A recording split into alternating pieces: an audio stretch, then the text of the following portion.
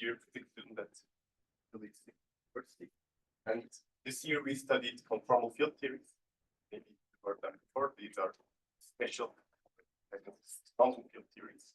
And they are very relevant in many diverse areas, for example, statistical physics, condensed matter physics, and even in mathematics, for example, geometry and topology. So Burak is going to explain a special type of conformal field theory, that is the rational conformal field theory. And then he's going to present a seminal paper by Verlinde, which was also very influential in mathematics. For example, you might have heard about this Jones polynomial. It's found a version of Jones polynomial in quantum field theory. He was able to explain it using quantum field theory, and he was inspired by this by Verlinde. So it's also very relevant for mathematics. So, Burak, the floor is yours. Thank you very much. Thank you, Batuhan, for the introduction, and thanks for being a mentor for me. And I also would like to thank the organizers for putting together a very nice event. So, as Batuhan described, we studied rational conformal field theories.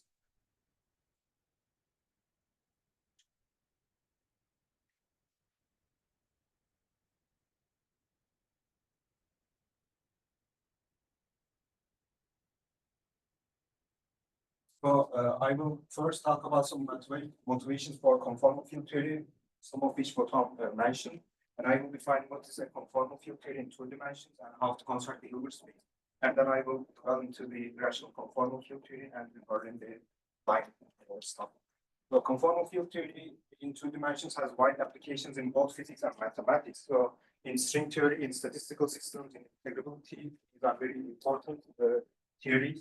And in pure mathematics, like the geometric Langlands program or infinite dimensional quantum algebras, these conformal field theories have been very influential in the past. And starting point of my talk is defining quantum theory. So we might ask, what is a quantum theory? We heard about it a lot in the past century, and physicists, after long considerations and experimental results, led to formulate quantum theory by some set of postulates, which I will review. First postulate is, or axiom, if you like, is that state of a physical system is captured by a vector or array in a complex vector space. By array, what I mean is that this vector is defined only up to a phase. And this Hilbert space is a complex infinite dimensional typically vector space with permission to the product. And in this physical system, there are some observables, the questions we can ask and get answers from it. And these are represented by observables A, which are Hermitian operators acting on the Hilbert space. And the eigenstates of these Hermitian operators play a spatial role. In particular, if we make a measurement of an observable A, we will get the eigenvalue of this operator under the state alpha A, which is the experimental result. And these are the eigenstates of the operator, which will be the outcome of the system. And when we start from a generic state, the probability of finding this state after the measurement of A in this state is given by a probability, which is the inner product of this state with the eigenstate. And there is the consistency condition, which is that the probabilities should add up to 1, because when we measure something, we get something out of the apparatus. So it has to add up to 1. Okay, so having talked about quantum theory, what is quantum field theory? Well, in quantum field theory, we would like to answer the question starting from a particular initial state and evolving into a final state. How do we calculate all possible probabilities to solve the theory in some sense? And to do so, we have to consider all such paths from this initial state to the final state. And to each path, there corresponds a probability amplitude. And we sum over these amplitudes, and the square of this total amplitude gives us the probability of the particular evolution from the initial state to the final state. And algebraically, this corresponds to taking a trace over this Hilbert space with some appropriate operator insertions. And these operators are the observables that I talked about in the previous slide. And these objects are called the endpoint functions, which are the physically relevant objects in quantum field theory. So the physical content is encoded in these functions. And the 0-point function is special, which is called the partition function. It captures the time evolution of the quantum state system. If we write the space-time manifold as some space manifold times some interval, then there is these 2 boundaries, x at time 0 and x at time 1. So associated to this boundary, there is a Hilbert space, and associated to this, there is another Hilbert space. And time evolution is given by a map from this Hilbert space to that Hilbert space, which is given by this partition function. So it is in that sense, the partition function captures the time evolution in quantum theory. Now let's discuss conformal field theory in 2 dimensions. Conformal field theory is a quantum field theory having a larger symmetry group. Namely, it is invariant under conformal transformations, and a conformal transformation is a transformation such that when we take x to x prime, the initial metric, which we take to be flat, is going to be proportional to the transform metric by some function in x exponential of the minus omega. And if we write this as an infinitesimal transformation, we see this condition on the epsilon parameters. These are vector fields, they have 2 components. And if we introduce this complex notation where we view these 2 parameters independent, so in some sense we are considering the complexification of the Euclidean plane C2. But at the end of the day, we can always identify the complex conjugate of this with this to get the original theory, but we will mainly view them as independent. If we pass to this notation, we will see that epsilon is a holomorphic function of z, and epsilon bar is a holomorphic function of z bar, or anti-holomorphic function of z, if we identify the complex conjugate of this z bar. But in 2 dimensions, what's important is that these transformations are conformal transformations. Why is this important? Well, if we expand this epsilon function, which is in general meromorphic, it doesn't have to be holomorphic, but it can have some singularities. But if we expand this in a Lorentz series in the complex plane, we will get infinitely many parameters specifying this epsilon function, which means that there are infinitely many free parameters that specifies a conformal transformation. Associated to each conformal transformations, there is a corresponding symmetry, which makes the theory infinitely symmetric. So there are infinitely many local symmetries in theory, which makes it an integrable theory.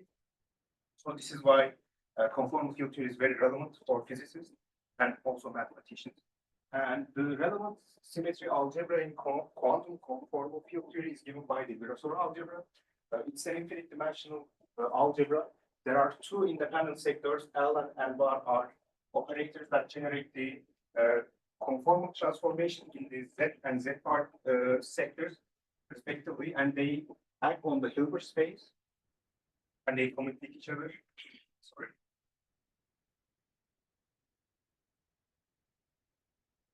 As the relevant symmetry algebra is the Virasoro algebra. The Hilbert space can be decomposed as a direct sum of the irreducible representations of this algebra. They are specified by 2 numbers. This is the central extension, and this is something called the highest weight state that we will discuss. So over all highest weight states, we take the direct sum of these tensor product to get the Hilbert space, which is what we want in quantum theory. And this is called the Verma module. It's not exactly a vector space, but a module. And we would like to construct the irreducible representations of this algebra, basically.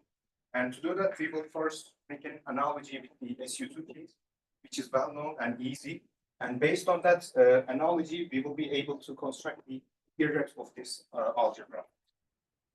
Okay, so the case of SU2 is simple. We have 3 generators satisfying this algebra, and we would like to construct irreducible representations. How do we start? Well, first, in the representation space, we choose a basis such that J0 is diagonal, which is called the grading operator. And we start from what's called the highest weight state, which is defined by this property. So it is annihilated by J plus operator. And J0 has eigenvalue J under this highest weight state. And J has to be integer or half integer so that the irreducible representation is unitary. Otherwise, inner product will not be positive definite, so the unitarity will be broken. We want unitary representations. And we can construct the descendants of this highest weight state by acting with J minus operators. And based on this, we can construct the irreducible representations by purely labeling this J number. And from that, we can construct the descendants. And these will span a vector space which will be the vector space of the representation of SU2. Okay, so let's now come to the irreducible representation of the Virasoro algebra. Analogous to the highest weight state J, we can construct define a highest weight state H in the Virasoro algebra such that it is annihilated by the relevant ladder operators in the Virasoro algebra, and they have eigenvalue H under this operator. And in analogous to the SU2 case, we can generate the descendant states by acting with the lowering operators. The difference here is that in SU2 we have only one pair of ladder operators. Here we have infinitely many pair of ladder operators because they are labeled by an integer n. So there are infinitely many labels. And all such vectors span a vector space or a module, module. And here I would like to discuss very briefly the operator state correspondence. In CFT, there's something called operator state correspondence, which is special to conformal invariant theories. So corresponding to each highest weight state, there is a primary field of primary operator of dimension H in the Hilbert space. And this correspondence is very useful, so we will use it a lot. Now let's review what we did. We have the SU2 algebra and the Virasoro algebra. We know how to construct the irreps of this, and we would like to construct irreps of this. So based on this table of analogy, we were able to construct the irreps of the Virasoro algebra. But what we constructed here is not necessarily unitary at the moment, because although it's analogous to SU2, there are what's called null states in the Virasoro algebra, which are states that are not necessarily zero or operators via the operator state correspondence, such that they are orthogonal to all states in the module. And in order to save unitarity, which we want in the quantum theory to conserve probabilities, we have to model out these submodules generated by the null states, which corresponds to setting this to zero, creating an equivalence class under this high states. And for certain values of H and C, the highest conformal weight and the central extension, there are infinitely many independent null states, which makes the corresponding module after the quotient out a finitely many. There are finitely many primary fields or highest weight states, which means that the structure is extremely simplified because we model out infinitely many submodules, and these are called special theories called Rational Conformal Field Theories, and their property is that they have finitely many primary fields. Now let's discuss some conformal field theory on Riemann surfaces, and then we will focus on rational conformal field theory on Riemann surfaces. Due to conformal invariance, a conformal field theory depends only on the moduli space of complex structures of the Riemann surface.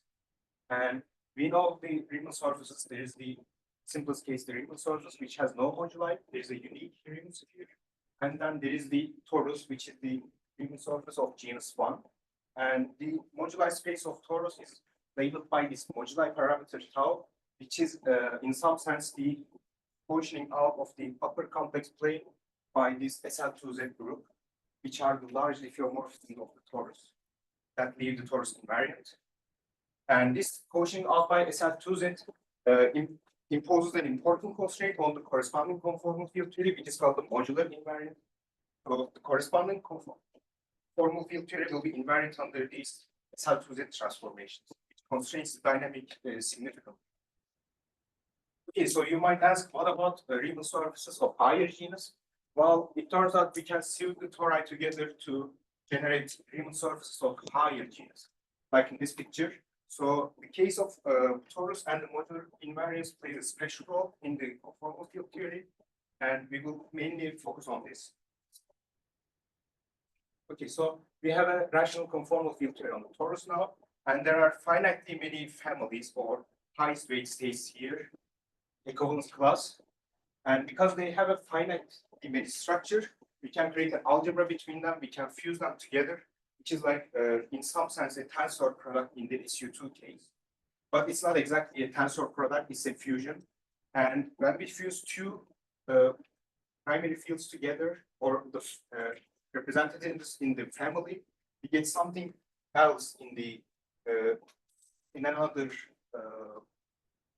family, and there are these coefficients that label how many ways there are to go from this to this to that, and we represent this with this 3-point diagram, and these diagrams satisfy the following symmetry constraint, which is called the crossing symmetry. It has to do with the symmetry of the conformal blocks, something technical. And due to this symmetry structure, one can show that this fusion algebra has the structure of an associative algebra. And because of the symmetry structure here, if we define these matrices like this, then they will furnish a representation of the fusion algebra. It's like the adjoint representation of this. Okay, so in order to characterize these representations, we define a Virasoro character, which is taking a trace in the phi j representation of some q to the power of L0. This specifies the representation in the projected into this Hilbert space, right? And q is related to the modular parameter, like this exponential of the modular parameter gives the q parameter. And we diagrammatically represent this character by some bars. This is because we are on the torus, and if we identify these two sides, we will get the torus. So taking a trace in the phi j representation is equal to adding some j twist in the vertical direction. So this is some convention we do to simplify computations, diagrammatic computations. And because this CFT is modular invariant, there are modular transformations of the SL2Z group, and these act on the character as the following. So the T transformation does not change the character up to some phase, but the S transformation changes it under some unitary representation. S is a unitary matrix, and our purpose is to understand these characters and their relation between them. In order to do that, we will use these properties, how they transform under modular transformations. To do that, we will first define what Verlinde defined the twist operation. So in the A cycle, we will call the horizontal direction the A cycle. We can insert a representation in the I family, and if we twist that and close the torus, there will be this what we can call a diagrammatic twist in the two directions. And one can show that this actually is the same as the character j up to some complex number. But in this case, since they are both in the same direction, there will be a fusion between them, and they will fuse together to produce a k. And these coefficients are analogous to this n coefficients. They are in general equal to each other, but sometimes they are not. So sorry, they are also, it was conjectured by Verlinde that they are equal, and it was proven by Witten. Okay, so key idea is to observe that under modular transformation, S, A cycle and the B cycle are exchanged on the torus. So using that, we can compute how the diagrams change under these S transformations, which is the following. So this will become the A cycle, and this will change under the unitary representation. And we show that this is lambda times itself. And if we act on this right-hand side, the A side, we will get this. So it will again change under the unitary representation, and this will not change. So equating those two sides here, and using that S as a unitary matrix, we find the following. So these coefficients are diagonalized by the S matrices, the matrices that under which transform the characters. So this is a remarkable result. The matrices Nij, which are always equal to this A parameter coefficients, are diagonalized by the S matrices of the modular transformations. And this is the main result of the seminal paper by Verlinde that Batuhan talked about. And I restate the result here. So modular transformations diagonalize the fusion algebra, which solves the fusion algebra purely in terms of the representation matrices Sij. And the Verlinde lines play an important role in three-dimensional topological quantum field theories and in knot theory. So as Batuhan mentioned, Witten solved the Jones polynomial problem by what's called the Chern-Simons QFT. And in here, he was motivated by Verlinde's result, and he used them a lot. So it was an important point. And in the modern literature, there is something called the generalized symmetry in physics that appeared in the previous decade, in which there are objects like non-invertible symmetries, and these are not associated to a group, but to a fusion category F. And it turns out that these Verlinde lines that we studied here are closely related to these lines in the fusion category. So for theories incorporating non-invertible symmetries, of course, but using these Verlinde line technology, one can prove new results, extension of known results via this category technology. And we also studied extensions of results about the asymptotic density of states, something to do with the structure of Hilbert space using this modular fusion category, but we do not have the time to do that here, so we didn't include it here. Thank you for listening. I'll be happy to